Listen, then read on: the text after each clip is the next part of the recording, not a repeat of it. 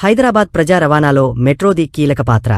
నగరం ఓ మూల నుంచి మరో మూలకు ఎలాంటి ట్రాఫిక్ చిక్కులు లేకుండా సుఖవంతంగా తక్కువ సమయంలోనే ప్రయాణం చేయాలంటే మెట్రో బెస్ట్ ఆప్షన్.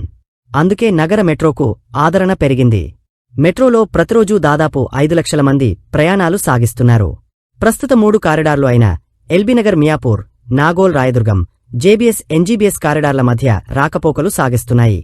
ప్రస్తుతం మెట్రో ఛార్జీలు సాధారణ మధ్యతరగతి వారికి అనుకూలంగా ఉన్నాయి.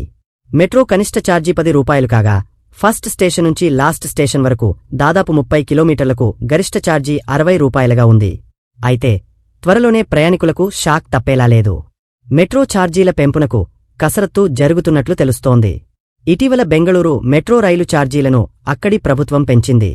గతంలో ఉన్న ఛార్జీలకు అదనంగా 50% వరకు పెంచింది. ఈ నేపథ్యంలో హైదరాబాద్ మెట్రోలోనూ ఛార్జీలు పెంచే ఛాన్స్ ఉందనే ప్రచారం మొదలైంది.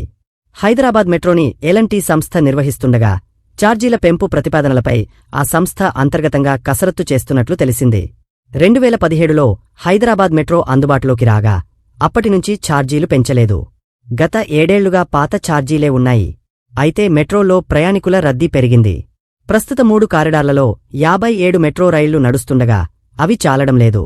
అదనంగా మరో 10 ట్రైన్లు అయినా అవసరమని మెట్రో వర్గాలు అంచనా వేస్తున్నాయి. డిమాండ్కు తగ్గట్టుగా కొత్త కోచ్లు కొనుగోలు చేసేందుకు ఎల్&టీ సంస్థ ఇబ్బందులు పడుతోంది. అందుకు తగిన నిధులు లేవని, ఆర్థికంగా ఆదుకోవాలని సదరు సంస్థ ప్రభుత్వాన్ని ఇదివరకే కోరింది. కొత్త కోచ్ల కొనుగోలుకు ఛార్జీల పెంపు ఒక్కటే మార్గమని ఈ అంశాన్ని తెరపైకి తీసుకొచ్చింది. మెట్రో ఛార్జీల పెంపుపై 2 ఏళ్ల క్రితం నుంచే కసరత్తు జరుగుతోంది. ఛార్జీలు పెంచాలని 2003లో ఎల్&టీ హైదరాబాద్ మెట్రో రైల్ సంస్థ అప్పటి బీఆర్ఎస్ ప్రభుత్వాన్ని కోరింది.